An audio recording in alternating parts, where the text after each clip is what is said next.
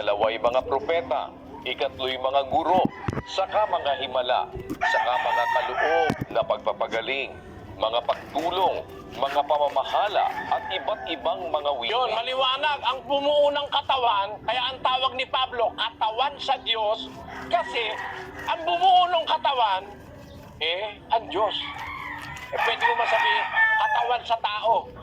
Kaya nakasalat sa Biblia, katawan sa Diyos Ang may-ari ng katawan ng Diyos.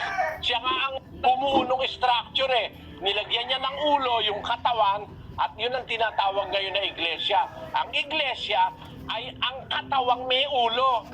Hindi katawan lang, kundi ang tunay na iglesia sa Biblia, ang katawang may ulo. Ang ulo si Kristo, ang may-ari ay ang Diyos. Ang kabuuan ng katawan mula sa ulo hanggang sa paa ay ang Diyos ang may-ari. Kaya iglesia ng Diyos. Yun ang lohika ng Biblia, yun ang konteksto ng buong Biblia. Kapatid, na ang may-ari ng lahat ng bagay ay ang Diyos. Basahin natin ang Hebreo 3:4. Sapagkat ang bawat bahay ay may nagtayo, datapwat ang nagtayo ng lahat ng mga bagay ay ang Diyos. Ang nagtayo ng lahat ng bagay, lalo na ang iglesia, ay ang Diyos. Nung sabihin ni Kristo, itatayo ko ang aking iglesia, kaninong salita yung itatayo ko aking iglesia? Basahin natin ang 12:49 ng Juan. Sapagkat ako'y hindi nagsasalita na mula sa aking sarili, kundi ang Ama na sa akin ay nagsugo, ay siyang nagbigay sa akin ng utos kung ano ang dapat kong sabihin at kung ano ang dapat kong salitain. Ang ginagawa at sinasabi ni Kristo may kinalaman sa utos, ang Ama ang nagbigay nun. Salita ng Ama yon. Mula pa sa panahon ni Moises, yun na ang hula kay Kristo. Deuteronomio 18:18. Aking palilitawin sa kanila ang isang propeta sa gitna ng kanilang mga kapatid na gaya mo, at aking ilalagay ang aking mga salita sa bibig niya, at kanyang sasalitain sa kanila ang lahat ng aking iuutos sa kanya. Kita mo, lalagay ko, salita ko sa propeta na yon. Ang tinutukoy dyan si Kristo Palilitawin ko isang propetang gaya mo, Moises, sa gitna ng iyong mga kapatid.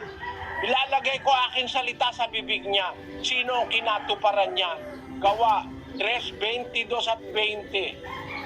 Tunay na sinabi ni Moises, ang Panginoong Diyos ay magtitindig sa inyo ng isang propetang gaya ko mula sa gitna ng inyong mga kapatid. Siya ang inyong pakinggan sa lahat ng mga bagay na sa inyo'y sasalitain niya. At upang kaniyang suguin ang Kristo na itinalaga sa inyo na si Jesus. Ang propetang yon na tinutukoy ni Moises ay si Kristo Jesus. Lalagyan ng Diyos ng kanyang mga salita sa bibig niya. Kaya kung mapapansin mo, kapatid, na proseso, nung sabihin ni Kristo, sa ibabaw ng batong ito, itatayo ko ang aking iglesia, yung salita na yon, salita ng Ama yon. First person, sinasabi ko sa iyo. Yung first person na nagsasalita, sinasabi ko sa iyo. Pedro, second person si Pedro, na ikaw ay Pedro, sa ibabaw ng batong ito, third person na yon, itatayo ko ang aking iglesia. Salita ng Ama yon. Bakit? Sa ibabaw ng batong ito. Kasi kung si Kristo nagsasalita nun, dapat sabi niya, isasabi ko sa iyo, ikaw ay Pedro, at sa ibabaw ng batong ako, itatayo ko aking iglesia. Sana ganon, Hindi. Ang nagsasalita bilang first person, ang Ama. Sinasabi ko sa iyo na ikaw ay Pedro, sa ibabaw ng batong ito. Third person. Second person si Pedro. Itatayo ko ang aking iglesia. Ang tawag ng mga apostol, iglesia ng Diyos Yung sinasabi sa Roma 16:16, hindi naman opisyal na pangalan yun Hindi opisyal na pangalan yun. Plural nga yun Wala naman sa English na Church of Christ Nakalagay, Churches of Christ, mga iglesia ni Kristo. 16:16, basahin natin ang Roma, kapatid na Daniel. Magagbatian kayo ng banal na halik. Binabati kayo ng lahat ng mga iglesia ni Kristo. Ayun, lahat ng mga iglesia ni Kristo. Hindi naman pangalan na opisyal yun dahil plural lahat ng mga iglesia ni Kristo. Asan ba yung mga iglesia ni Kristo na bumabati sa Roma? Basahin natin sa Galacia 1:22. At hindi pa ako nakikilala sa mukha ng mga iglesia ng Judea na pawang kay Kristo. Doon, ang mga iglesia sa Judea, yun ang pawang kay Kristo. Iglesia sa Judea. Alin ba yung iglesia na nasa Judea? Ano? Na pawang kay Kristo. At ano ang pangalan nun? Basahin natin ang 8:1 ng Gawa. At si Saulo ay sumang-ayon sa kanyang pagkamatay, at ng araw na yaoy nangyari ang isang malaking pag-uusig laban sa iglesia na nasa Jerusalem. At silang lahat ay nagsipangalat sa lahat ng mga dako ng Judea at Samaria, maliban na sa mga apostol. Kung pag-uusig na nangyari sa Jerusalem, nangalat ngayon yung mga alagad, napunta sa Judea, napunta sa Samaria. Ayun, maliban na lang sa mga apostol. Ano ba yung iglesyang nangalat?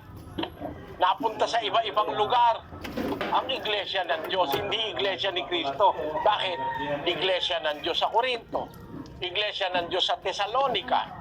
Iglesia ng Diyos sa Judea. Pero yan, pawang kay Kristo. Ibig sabihin, nasa ilalim ng administrasyon ni Kristo. Kasi si Kristo ang ulo ng iglesia.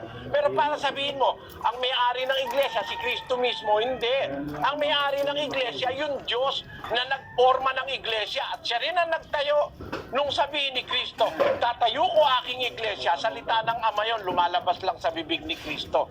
Kaya nang isulat ng evangelistang si San Lucas, yung salita ni Pablo, ingatan ninyo ang inyong sarili at ang buong kawan, na sa kanila'y ginawa kayo ng Espiritu Santo ng mga obispo upang pakanin ninyo ang iglesia ng Diyos. Pati iglesia ng Diyos. Ang Diyos talaga may-ari nun na binili ni Kristo ng kanyang sariling dugo. Yung salitang binili niya, hindi na tumutukoy sa Diyos yun. Ang tumutukoy na ron, yung kay Kristo, binili niya ng kanyang sariling dugo. Si Kristo naman talaga ang bumili ng dugo sa iglesia. Basahin natin ang Apokalipsis sa 5:9. At sila ay nangag-aawitan ng isang bagong awit na nagsasabi, ikaw ang karapat-dapat na kumuha ng aklat at magbukas ng mga tatak nito, sapagkat ikaw ay pinatay at binili mo sa Diyos ng iyong dugo ang mga tao sa bawat angkan at wika at bayan at bansa. Alam mo binili mo sa Diyos. Kanino mo binili? Sa Diyos. Kaya sa Diyos talaga yun Desir mo na. Hindi tinatagal naman ang mata.